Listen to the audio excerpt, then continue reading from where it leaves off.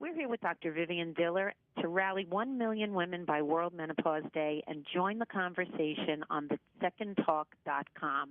Hi, Dr. Diller. Thank you for joining us. Good to talk to you. Great. So we understand that your book, you have a very different approach to aging. It's a unique perspective, and you've developed a 6-step program that starts with recognizing those aha moments. Can you elaborate on the program? Sure.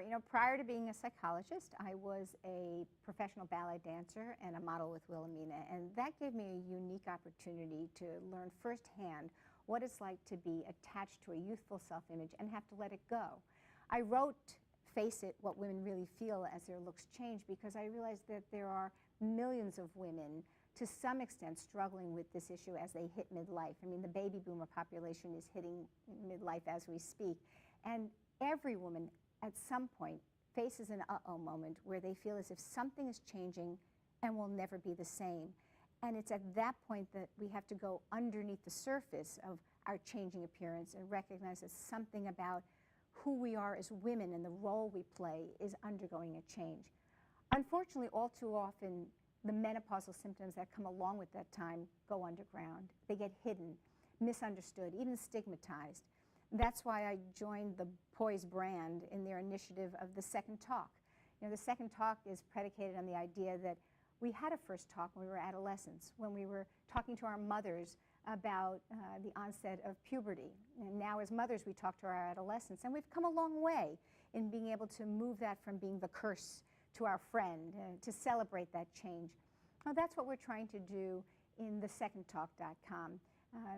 For the World Menopause Day on October 18th, we're trying to get 1 million viewers to go into this site, see what other women are experiencing, feel less alone, to feel empowered by the information available by their experts, by the products that they have available.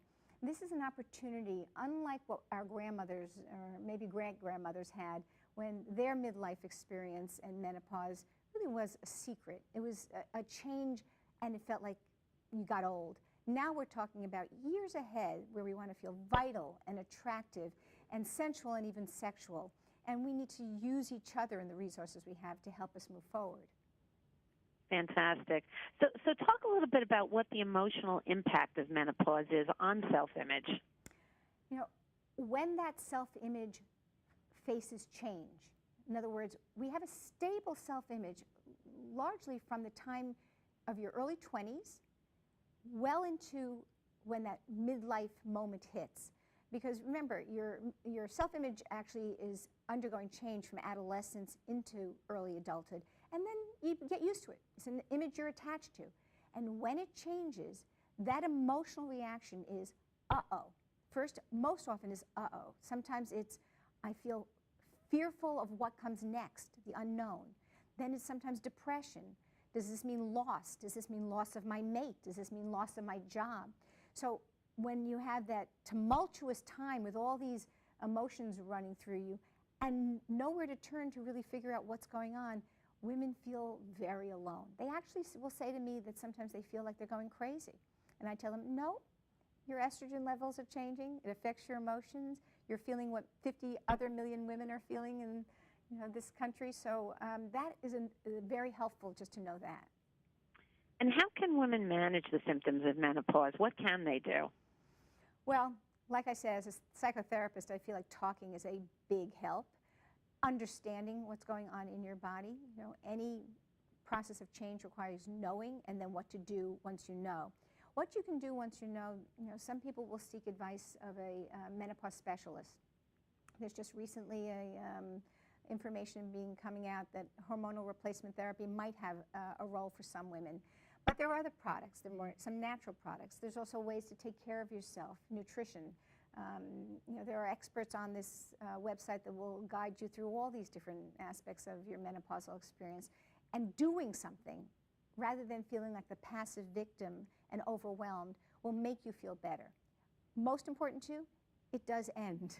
This phase does end. Things do calm down. And some women will say they actually feel better than ever once that menopausal phase ends.